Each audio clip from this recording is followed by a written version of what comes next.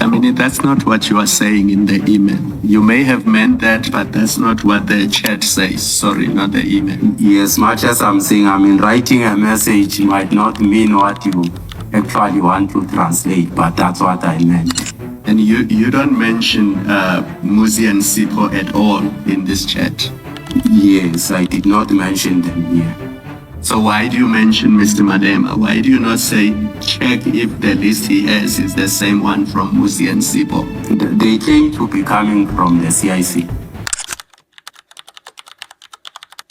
Deputy Chief Umashi Dlamini walks in with a serious claim that Muzi and Sipho were using the name of Julius Malema to gain influence in a tender process. On paper, that sounds like a major red flag, but as the questioning begins, that story doesn't quite hold together. Dlamini explains that he received a list of 7 companies and decided to forward them a WhatsApp message to Sergeant Nkosi.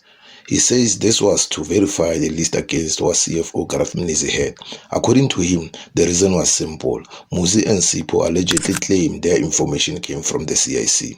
So from the start, his position was clear. He's acting on what he was told. When you refer to Red Berets, you're referring to the EFF, even though in this particular case you later established that Muzi and Sipho did not represent the EFF. That's correct.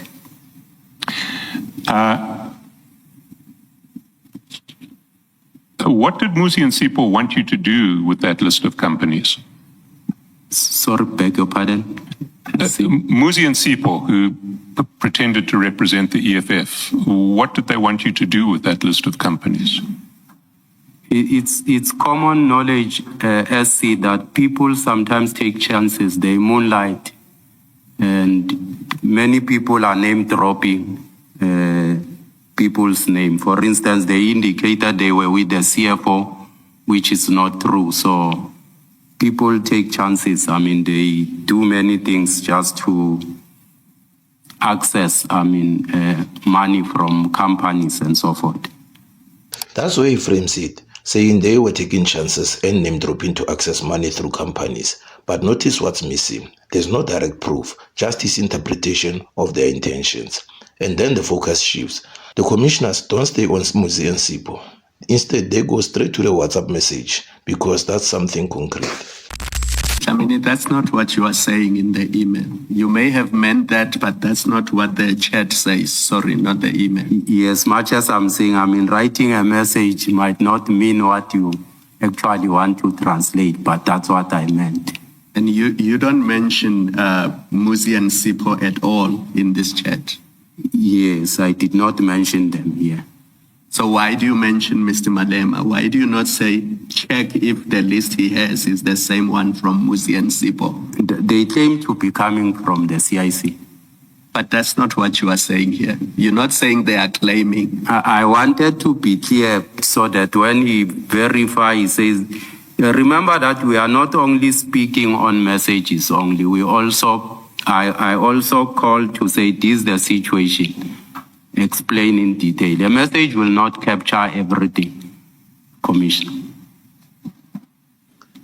This is where things begin to unravel. The commissioner points out the key issue. In the actual message, Dlamini doesn't mention Muzi or Sipho at all. Instead, he writes that the CFO has a list from the CIC, directly linking it to Malema. That's not a small detail. That's a completely different version. Dlamini tries to explain it away. He says a message doesn't always reflect the full meaning. He admits he didn't include their names, but insists the claim came from them. Then he shifts again, saying it was Muzi and Sipho who told him they had a similar list from the CIC.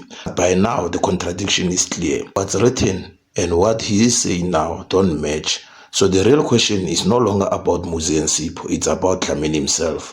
Is he clarifying his statement or changing it to fit the evidence?